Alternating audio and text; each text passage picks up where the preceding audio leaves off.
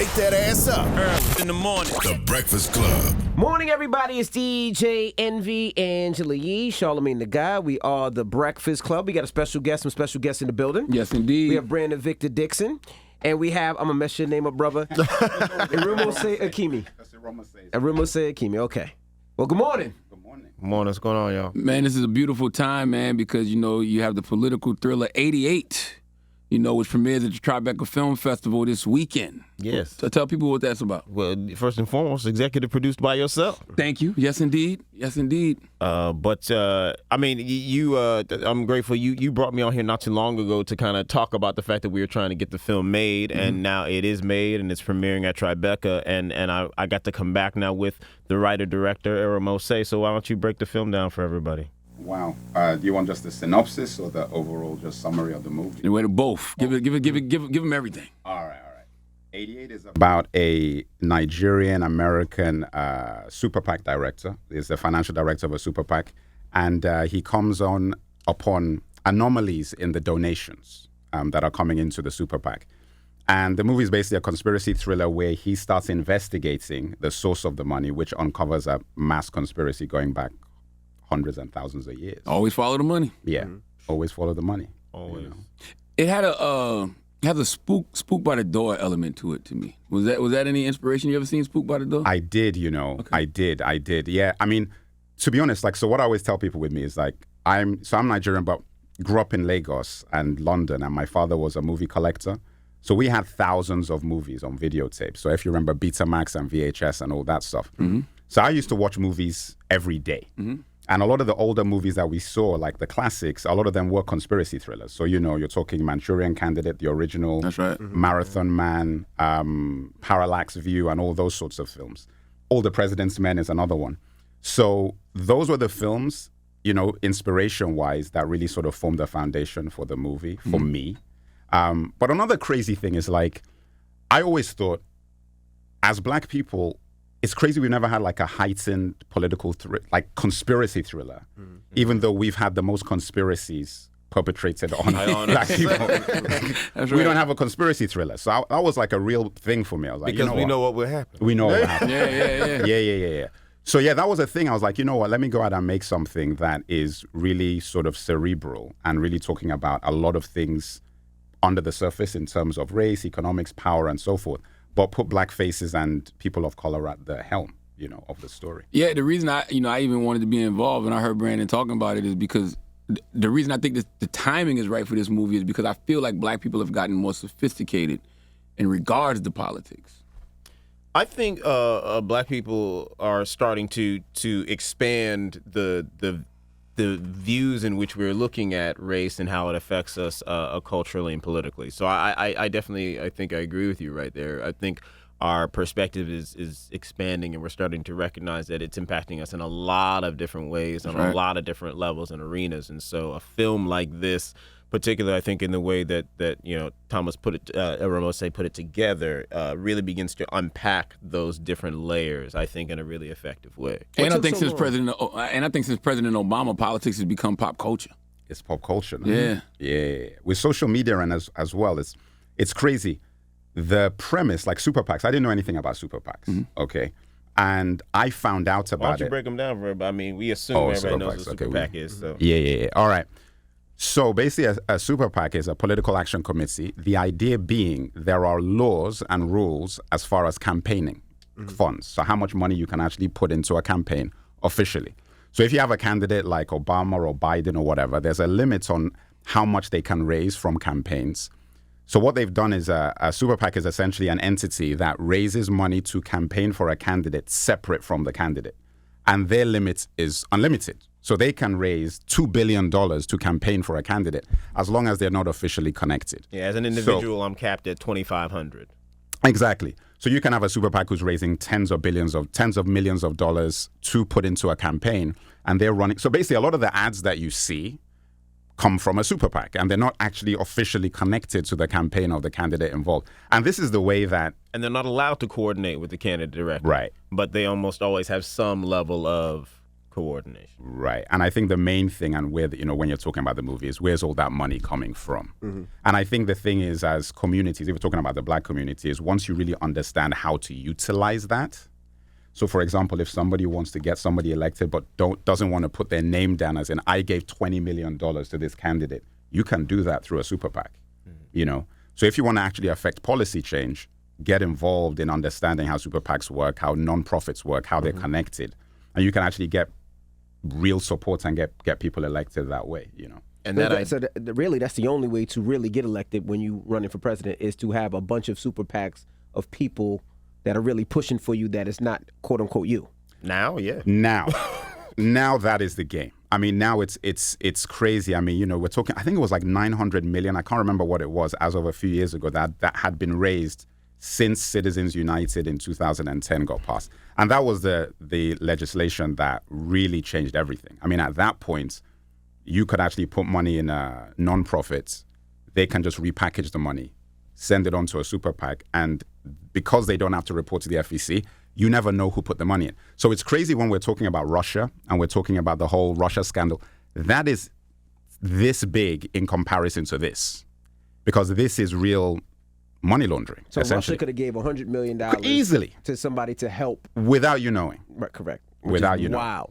And there's no regulations, laws, or anything against it. It's funny that the law made it possible. There are regulations and laws against it, but there are also regulations and laws that create loopholes in order to make it possible, right? So on the surface, you can say there are structures in place, but everybody who knows how to manipulate them can.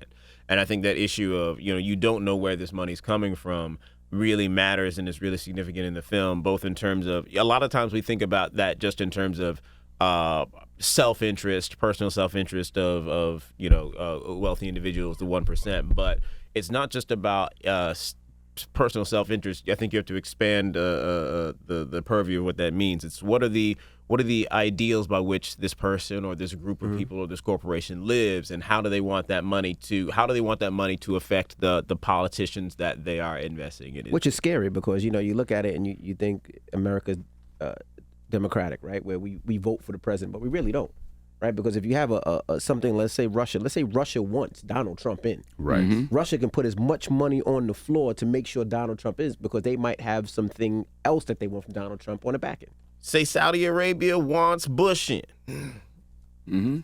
Say, but that's the whole point. Then just to be like, scary. Okay, well, what's coming from where? And I think the thing really becomes the thing that I think is great about the movie is that it attacks it from both ends, but you start to look at what's happening in our society. What are the challenges that we as a collective feel we want to face, and why are we unable to overcome these challenges over and over again? Even when certain politicians will pay lip service to the things that we support, even when the majority of their constituents seem to want a thing, why can't we get over that hump? And this film tries to tackle those ideas. Now, I was going to say, you said earlier that it was difficult to make this movie, and it took a long time. To explain to the people why it took so long or why it was so difficult to make? I mean, that's a whole documentary. That's a whole documentary. Yeah, man. Because he's chapter one. It took a long time since I got in. No, I mean, yeah. So when I first wrote it, I wrote it in 2015. Okay, it was a short film, and again, like I said, I was just trying to make a heightened political conspiracy thriller with black faces as the main thing. So after I wrote the short film, I was like, wow, this is interesting. I want to expand this. So I wrote the full feature as Trump announced that he was running for president. That had nothing to do with the movie at all. But then what happened was when I finished the first draft of the script, I was like, oh my God, this has turned from fiction to a documentary. Like, this movie is like actually what is going on right now. And, putting that stuff out there, and how do I say, there's a reason why movies like this don't exist. And I don't know how much I should say about that, but there's a reason why movies like this don't exist. Because everybody's hand in hand. Yeah, and it gets very difficult when you put the scripts out there and you're saying that, look, we need support to make this movie. A decision has to be made that, do you want to shift the paradigm in the conversation in the mainstream? That's right. Because what we're talking about is hearts and minds. So when we talk about super PACs and influence, all this is about what people are made to believe. So, for example, why is it that the black population keep voting for the same people without being given tangibles in order to cast their vote? It's because they're told the things that they want to hear. As long as you say what I want to hear and you make me believe that you also align with me ideologically, you don't have to promise me anything. The same thing can be said for white supremacy and the lower working white class. A lot of the things that they support actually harm them more, but they're willing to support it because of how they're made to feel. So I think the thing is, when you make a film like this, the idea is that what you're attacking is the essential construct of how we think about things that we think we know. And the fact that race and white supremacy isn't in and of itself an inherent, I don't know what the word would be.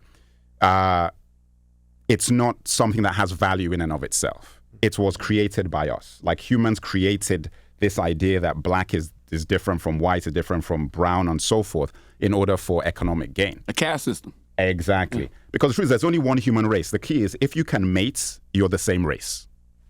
That's it.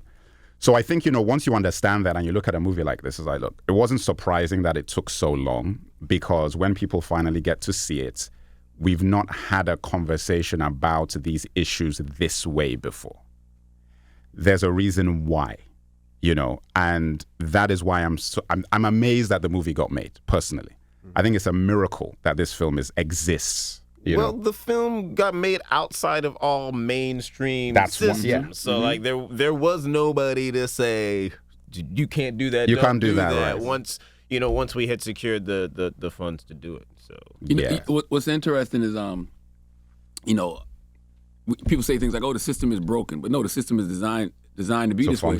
And so it's interesting. Your character, Brandon Femi, it's like he acts like he thinks he's made this discovery, and he's telling people, and he's like, "You think they don't know?" Right. You know what I mean? Right. Right. The people he's telling, they're telling that they're trying to keep you quiet about it, like, oh, he bugging, like you tripping, I think the other aspect I think is that we, like Tom says, like Eromose says, we explore these conversations in new ways, and we even go into arenas where I think as Black people we feel very comfortable about our status quo or the resource we're using or how it empowers us, and we ask questions about the things we think we know already, the allyships we already think we have, even within this film. And I think that's powerful. But that's also another reason why it was hard to get this made in mainstream avenues and with mainstream sources, because we were looking to go into arenas that we thought were settled already. And we want to say they're not settled. There's more to explore here. What's more fulfilling, funding a movie yourself, or receiving a budget from a major studio to do a film? What? Fulfilling. Oh, I would say definitely funding a movie yourself. I mean, the fact that you can actually say anything you want to say, and you don't have to go to somebody to ask for permission to say something, is an extremely empowering thing as an artist. I mean, it's something that I always said about. It comes with limitations. It comes with limitations, yes. But at least you don't have to censor yourself as much, And I think it's more fulfilling when I watch the movie. I'm like, my God, I would have never been able to say some of this stuff. Especially when you're talking about some of the nuances of Hollywood or the nuances of specific films or things in pop culture. I couldn't say that sort of thing in a mainstream film. And I will say there were things that you added to the script that once it was determined that we were only using independent money, there were things that you actually started to layer I could put in. Yeah, I could put in, yes. When I knew that, we didn't have to worry about what the powers that be had to say, I knew that it would be easy for me to say particular things without worrying about being censored. But I think in general, like if you look at any arts, so we're talking about now with diversity and inclusion and a lot of Black shows and Black films being made.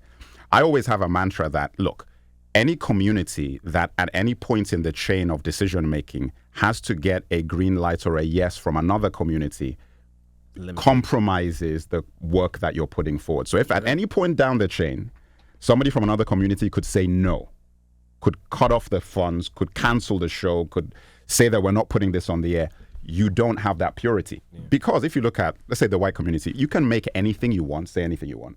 There is nobody going to tell you that we cannot make the 50th. Nobody outside of your community. Nobody outside of the community can say we can't have the 50th show about the Queen and royalty.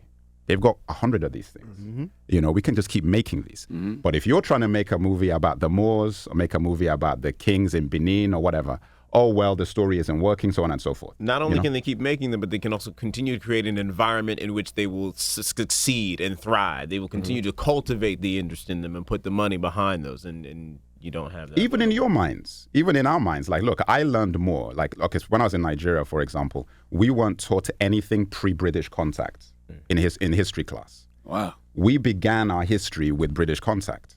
So I was like, what the hell were we doing for the thousands of years before they found us? You know, what was happening?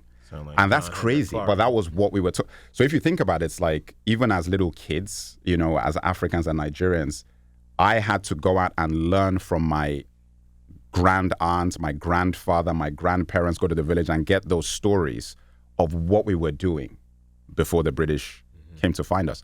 So I think once you have that kind of cultivation, it's easy then to sell Princess Diana's story or whatever again to us. Yeah. Like in Nigeria, you guys, oh, have you seen the Spencer and everything? I watched season 5 of The Crown. Exactly. You know, it's one of those weird things. So I think for me, you know, as an artist, I think that's probably the most important thing for me, is to put out narratives and stories that force you to look at our communities differently. I never thought about that. Like when you even said, I saw season 5 of The Crown, it's like, yeah, they do push that on us. You know what I mean? Oh, like, and I know. Yeah. Like, I know I'm conditioned. This is my conditioning. It's a conditioning. I'm subjecting myself to my conditioning, and I'm enjoying it right now. But, you know, and this is a conversation that I hear you all have with a lot of your guests, and I feel like it's an eternal conflict for us as Black artists and entrepreneurs. It's, am I gonna be independent? Am I gonna own it all? Or am I going to work within a system for a certain period of time? Because going independent has limitations. Of course. You know, the breadth of the work you create, even if it's successful, it's like, but working within the system, there's always a certain point at which it can almost all be taken away from you, right? But it's made so attractive. That's the power. It's like you create an appetite for something where you believe that your success is determined by being accepted by that. So the difference is that, look, if you have a castle, right? You have this massive castle and you're sort of conditioned to think, my God, you know what? Success is being in that castle. It's not yours. You're going to do everything you can. You're going to do everything you can to be invited into the castle. But I'm like, listen, at any point, whoever owns that castle can kick you out, can put you in the dungeons, can have you flayed, whipped, whatever it. At any point, if you fall foul, if you say the wrong thing, if you do the wrong thing, because they own the castle. The difference between that and like, listen, I can't build a castle, but I can build a shack, a mud hut, but it's mine. I own everything in here, the wood pots, the clay pots and everything, and I own it.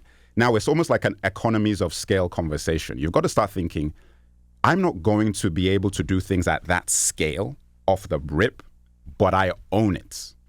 That in and of itself has value. Now, teaching yourself to understand the value of that is the key to one day building to a point that you can actually start building castles. It takes time. And I think, you know, for me, when looking at, you know, stories like this and everything, it's I mean, I don't know if I should talk about it. It might be a bit controversial, but I'll put it out there. We are in a tough time now with what happened in Buffalo, for example. Absolutely. Right? What happened there isn't about guns. It's not. It's about an insidious terrorist ideology that has existed for thousands of years. Absolutely. And is the preeminent terrorist ideology that exists in America today, according to the FBI and everybody who has Yeah, it's a called brain. white supremacy. White supremacy. Yes. Now, this is it's not a gun conversation. What has happened very quickly over the past few weeks is that it's been turned into a gun conversation so that you can amalgamate that story with every shooting. Pookie and Ray Ray having a shooter in Chicago is now a shooting in combination with the Buffalo shooter. Everything that's the school shooting, which was a tragedy, is now a gun. So now it's a gun violence conversation. And the reason why you do that is you don't want to now start talking about why isn't there a task force for white supremacy? Why isn't there why isn't money being pumped into this the way that it is for Islamic terrorism, for example? Because if you flip that narrative, for example, and you said, same guy, so I'm even going to be kind and say this guy is still white. He is a fundamentalist, Islamic fundamentalist. He's on the deep web doing investigations and so forth, writes a manifesto, an Islamic manifesto about Sharia law, that should be the law of the land. He stakes out a white community of Catholics.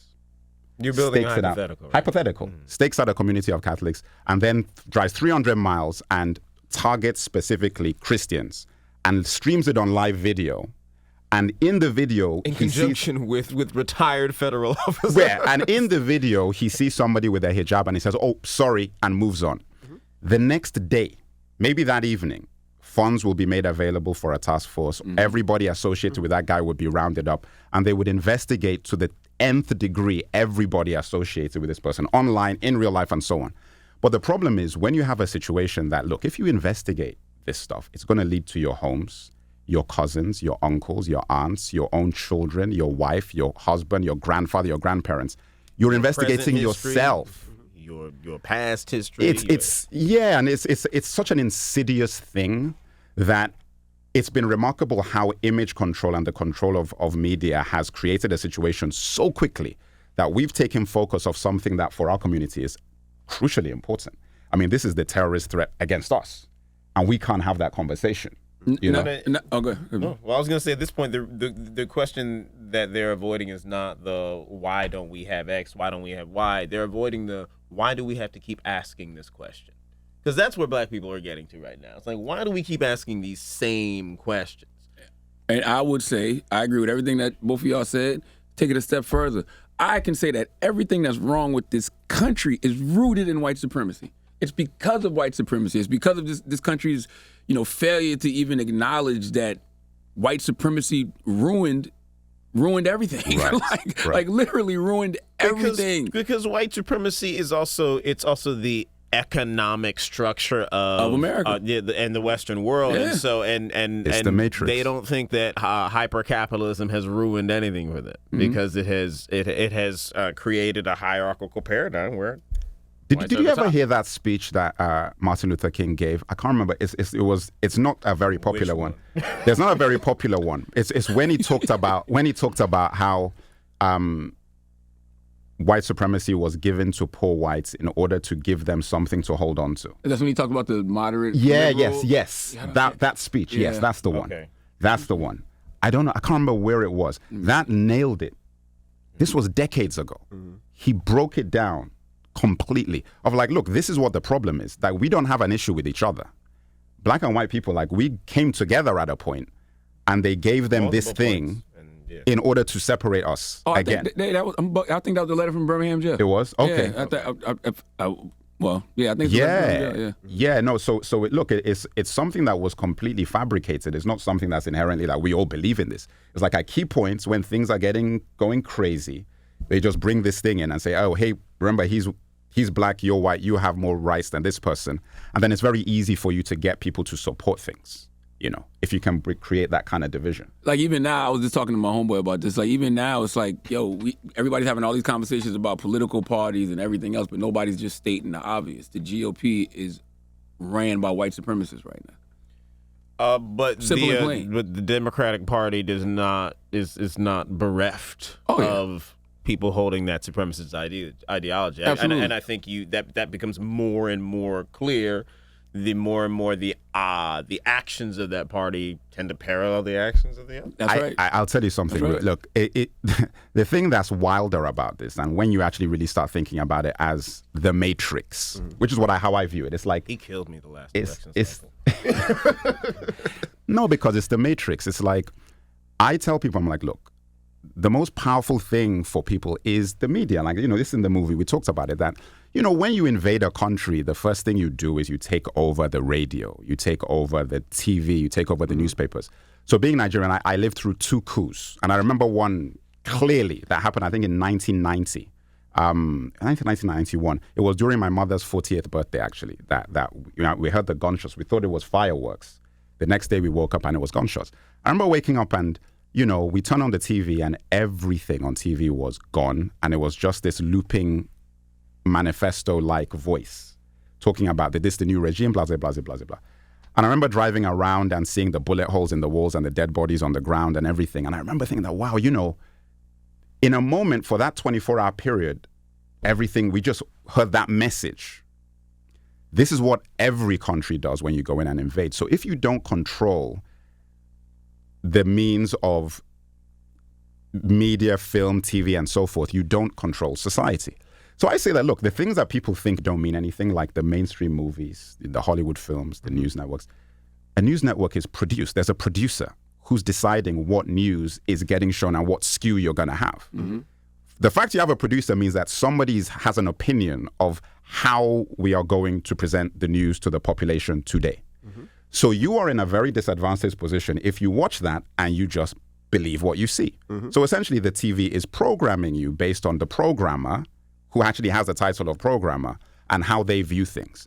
So I say, look, when I look at films in general, like mainstream movies like Star Wars, for example, which I have opinions on, it's plain to see certain things that happen. And you're like, wow, you know, this is happening in plain view.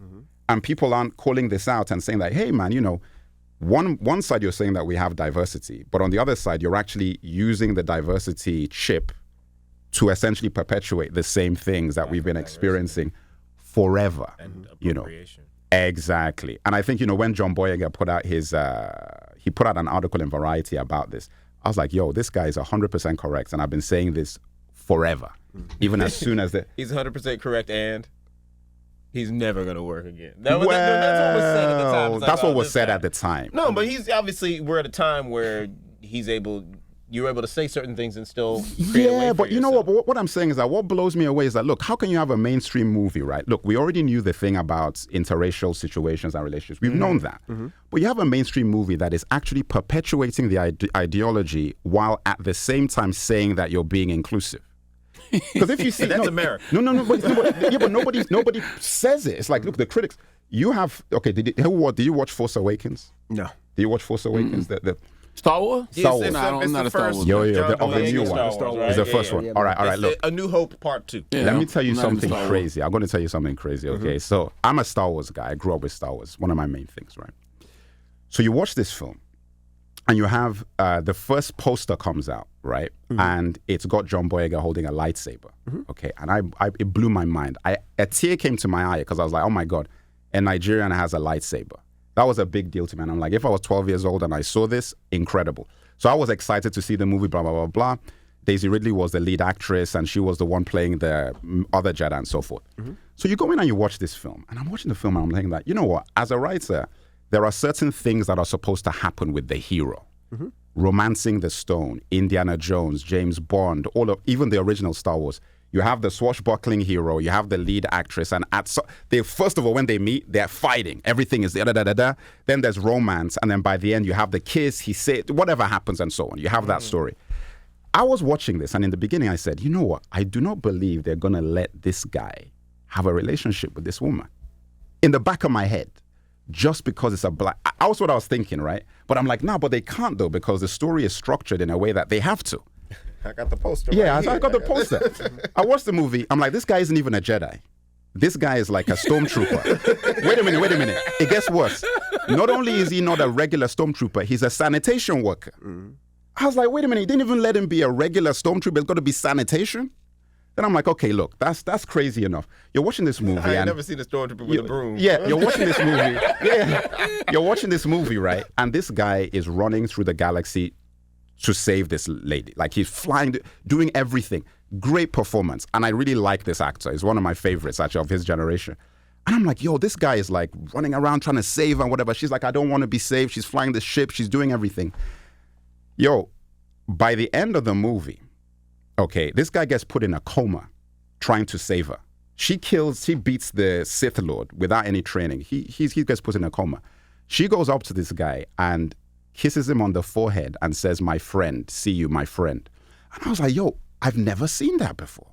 I've never seen a situation where the guy who risked his life and got put in a coma, the woman friend-zoned him at the end of the movie. She gave him the frontal Literally. lobe. She friend-zoned this guy at the end of the movie.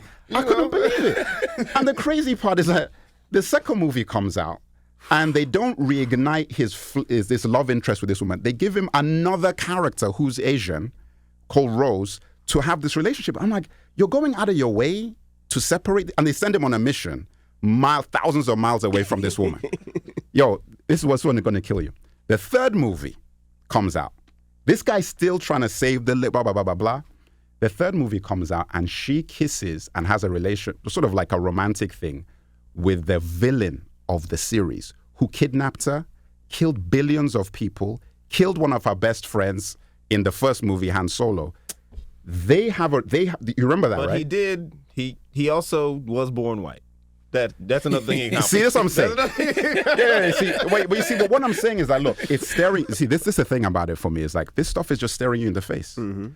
We're living in a Me Too era where we're talking about, women being empowered and standing up against abuse and whatever. What kind of message is it where you have a psychopath, a psycho, end up in a relationship with the lead character, and the guy who risked his life for 3 films gets 0 from her? This was with like the only Asian lead. Yeah. In a movie. Then they about gave space him a ninjas, black. and They she gave him a doesn't get to be black one. character in the third movie too. There was a black character who he was supposed to have the romantic thing with in the third movie. So the thing is, that the reason why I'm saying this is that I could do this for so many films, so many movies, where it's like just in your face. Hancock, in the movie Hancock, when Will Smith was about to kiss Charlize Theron, the house blew up. You remember that, right? Before they was like, ooh, because we can't show that. We can't do that. That's Will Smith. And then they'll say, oh, it's in the storyline. It's not that. It's just a story. We didn't mean to. I'm like, it's the story. You can do this with anybody. Star Wars was the worst one because that was a genocidal maniac who they put out with.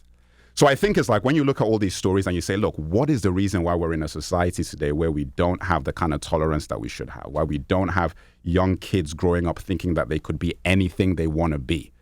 This is part of the reason. It's not like, what look, we cultivate in our we're not media. cultivating it for the kids, for the young girls and black boys. Like, we don't have those sort of images that we can grow up and say, yo, I can be anything. Right. You know, You're going to have Star Wars message boards going crazy. Absolutely. probably. With that Oh, theory. he ready. I'm not saying anything that people don't know. I think everybody knows this, right? I wonder if they'll start letting people use, art to uproot white supremacy. And I don't even know how you do uproot white supremacy at this point. I mean, people do use art to do it. In order to get it in any mainstream venue, you have to be clever. Yeah. You have to be exceedingly clever. You usually have to use, allegory. Which is weird. When you should be able to just to tell the story. Like when Nate Turner did Birth of a Nation. Right. I love the film, but I'm like, you could have went with Nat Turner. You know what I'm saying? Like, you could have went there with Nat Turner in a real way. He could have. I think that what we're doing now is the way. Like, this movie, you getting involved in this. Like I was telling you when we first spoke, like, I followed your career from like 2011, 2012. So I've watched everything and the growth and all the kinds of people that you brought on to have conversations. Claude Anderson and, you spoke to Farrakhan, you've spoken to Boyce Watkins, you've spoken to all of these guys. So I've actually watched this and been educated. I watched Breakfast Club. I'm like, yo, I'm getting taught the first Dame Dash interview. I'm like, yo, this is educating me. I think I know stuff, but I'm watching Breakfast Club. I'm like, yo, I didn't know that. I didn't know about. There are things that I learned here that are actually in the film. Claude Anderson talked about meritorious manumission. I never heard of that. Yeah. He talks about it right here, and I went and read up on it. So I'm saying that, look, all of us, we have the power to actually create these kinds of conversations. Because I don't believe that anybody is inherently born prejudiced at all. I think it's something that the environment pushes onto us. I think it's power. Completely. I think it's power. I just think everything, that's funny you said that because I was thinking about that this week. Racism, sexism, homophobia, whatever it is. I feel like it's just about power. When you put certain people in positions of power, they're going to abuse that power. Doesn't matter if they're white. It doesn't matter what their gender is. I anything. don't agree with that. I don't think abuse of power or abuse of people is inherent to every individual. I don't think just because an individual gains power. I think power reveals. Yes. Power definitely reveals, and power. I think it can increase the chance for corruption, because you have fewer checks, fewer limitations. But I don't think it inherently corrupts. And but I do think power manifests that which power represents. Do you think people are inherently evil? No, not at all. Okay. Well, you know what? Evil is always Flawed. relative. It's relative, Yeah, though. flawed. How that manifests itself, Yeah. but I don't think inherently evil. But I do think it's largely what Eromose is saying. The environments we place each other in, what we pour into each other, what we feed each other and ourselves, is how we grow. You know, it's like you eat to live. You eat the food that you're expelling molecules every day, but whatever you eat, that's what you rebuild with. It's not just what you eat; it's what you ingest physically, mentally in your environment, and that's why you have environments with low economic opportunity, low healthcare support systems. It breeds environments where you end up having crime and you end up having this level of kind of social disenfranchisement. It's because what you're feeding, what you're providing the people in this community, you can't build anything else with that, or at least it's very difficult. So what do you think about let's just say the black person who always spoke out against injustice, always was standing for what's right, but then when they get put in that position of power, they become what they once hated. They start oppressing their own people. Damn. I mean, you think less of that person. No, I mean, you think. Well, I'm saying that's what I mean when I say that. I think it's the power that corrupts, more so than the person or the position. I actually would lean more to what Charlamagne is saying. What? I agree. That I agree. people are inherently. I agree. I think if you give people power, if you stay in power long enough, power it's gonna corrupt power you. definitely corrupts, but that doesn't mean that you are inevitably drawn to a downfall just because you've acquired power. I agree. That's what I'm saying. It's like, and if you can now, power also creates a certain kind of environment, which is, and it's usually a limiting environment, which is why people tend to get into powerful places, and what they're being fed is not. Yeah, but but something really important is being said here. Like, check this out, right? It still depends on what the environment is that you're seeking power in. Yeah. So the reason why, if you get like a black person gets into a particular organization, and when he gets into a particular level, he ends up being, it's because forget particular organization. We talk about this all the time in entertainment, right? In entertainment, all right, in entertainment. All right, you're riding for black people. I'll get this film, I get this thing, I become right. It's because you don't own it. And your power is coming from an environment full of certain qualities, right? Yeah. That's the problem. But entertainment in Hollywood is not the most wholesome qualities necessarily. There's no checks, like you said earlier, there's no checks and balances when you have that power, right? And not just power in industry, it could be power in a relationship, right? Right. And let's say you're the man and you have the power because maybe you make more money. There's different things that you move and say when you have that power, just in relationships or at the job. And we see it all the time. We see it with different organizations. Like you said, people will fight for certain things, and then when they get that power, they abuse it in different ways because they've never had that power. They've never had that taste. I think everybody's right. What you said, Brandon, is very true, because it's like, you get put in this position. Like, Hollywood is a great example. Now you kind of want to protect it. You want to protect it? Yeah, you definitely. When you get there. It took so much to get there. I went through, I subjected myself to so much to get here. I'm not trying to lose it. I'm not trying to waste it fighting for you. I'm not. No, that's how people get. No, but that's how you even get moved up. That's how you get up. Yeah. You've got to be the type. There's so many vetting pros. You've got to be a type that, listen, man, look, you're not going to come here and start rocking the boat. Because then you're not going to get up. You're not going to get up the ladder. Like, if you're going to go up there, like, you're not going to be the sort of person that's going to shake everything up and change everything. Why are we going to give you this if you're going to use it to criticize us or tear down what we have? And you know what? I agree with that. Yeah, I agree with that. Like, you see, this is the thing that gets me is when people complain about good business. It's just good business. Just good business. No, but just good business. Listen, my viewpoint with these things is that, look, if you constantly look backwards and you say, look, you got hard done by, we had colonialism, we had slavery, we had all of these things, and you don't view it as, look, this is all a game, an insidious game that's being played. We've not been playing. Absolutely. You see what I'm saying? No, that is the key. We got to start playing. You can't the politics, culture, and you can't be outside you can't be in a game. You can't be in the middle of a game and you're like, you know what, give me those chips on the table because I deserve them. Now you got to play to win. So you've got to understand, what are the rules? How does this work? How am I going to learn how you played me so I can play you? That's the way it works. At least so I can play. At least so I can play. So it's like, for me, it's, when we look at, even in the entertainment business, and we're talking about movies like, we should have a black James Bond, we should have a black Superman. I'm like, no. I don't agree. Let's make our own. Yeah, like James Bond is white. Yeah. Superman is white. Batman is white. It's fine. Because you don't want them to start doing that with Black Panther. You know what I mean? Or when he- you know. Well, but the point, the part of the point is like those things are what they are. That's like, and let it be. I don't is what need, it is. I don't need my version of that. I just need to do. We need to do our own thing. Do your own thing, because inherently then you'll be able to say the kinds of things you actually want to say with your characters, because they're from the essence of your creativity. You're not trying to fit in to whatever paradigm already exists in another character or another situation. But I think there's another layer beyond this, is making people believe that that is what they should be trying to do. Well, that's the key. That is the key. And that's what I think is the biggest obstacle, is And why I think do we're the we only believe cultural that? group who don't believe it. We are the only cultural group, I think, who don't believe that. And it seems to me that we are when Black people start to talk about our issues, there comes an inevitable point where we start to feel the need to include others.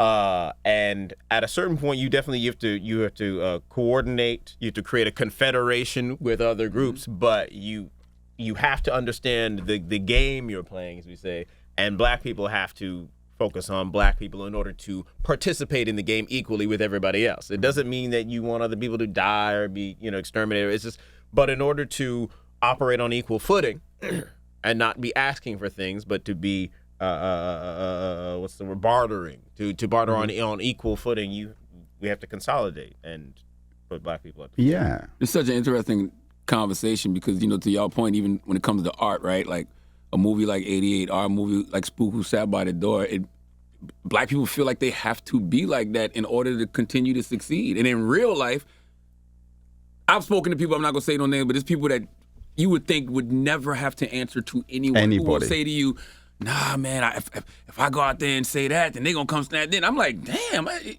Yeah. You built your empire But once you think already, about it, like, you be like, oh, yeah. Yeah. It's like, Because it's true. And not just entertainment. Because it's true. I mentioned these two because they were up here. They spoke about it, Don Peebles and Cheryl McKissick. Remember, I asked them, I was like, at y'all level, do y'all feel like y'all still have to be quiet about certain things because, people might try to come disrupt some of the plans y'all got? And they was like, yeah, that's a real thing. I can make a whole mixtape of the amount of times Nick Cannon called himself a boss.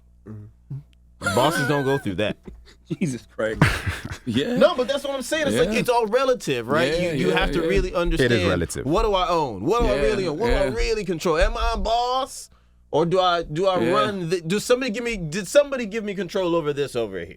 It's Stockholm syndrome, man. It's Stockholm syndrome. It's like you're in a situation where the abuse that you've sort of endured over hundreds of years or whatever, you end up in a situation where you love that society and that entity more than you should. You want to be a part of that because you believe that thing represents success, it represents value. And I think, when you get into that situation, it's like it's like a hamster wheel. You're just stuck. You can't get out. Because it's almost like no matter how powerful you get or how much money you make, you're still beholden to what's in here because you can't run away from your mind. Yeah. You can't. You're carrying that with you. And I think there is no reason now as a society, and I actually say this to people when we talk about, there's different kinds of Black people, there's different groups. So I'm Nigerian, I was born in the UK, I came here, when I was a teenager, so I became a man in America. But my God, I view that Black America is probably the most amazing group of people I've ever encountered in my life. How do you endure that kind of suffering and still dictate culture for the whole world? Shows how special we are. It's crazy. And anything that gets taken from you, you just come up with something else. They take that to come up with something else. And I'm stupid. No, because that statement encapsulates the vastness of our power and the vastness of our ignorance. Most influential, least benefited. But consistently influential. That's what is mind-bending to me. So I look at somebody so I remember when I first came, I was in university. That's where we met. I was 20-something years ago. And I went to the sort of Black student organization meetings. See, in England, we didn't have that, right, in the same way because we don't have our conversation is slightly different. You said the university, NYU. Columbia. Oh, Columbia. Yeah. So I remember going there and I was like, yo, these guys are amazing. I remember calling back to England to my friends. I was like, yo, man, you guys don't know what these guys are like. Because they have a weird impression from the movies, the rap music and all sorts of stuff. I'm like, yo, I'm learning things I didn't even think about society, about being a black person, about what I should be doing. Things I wasn't even thinking about, I'm learning here. So it changed me fundamentally.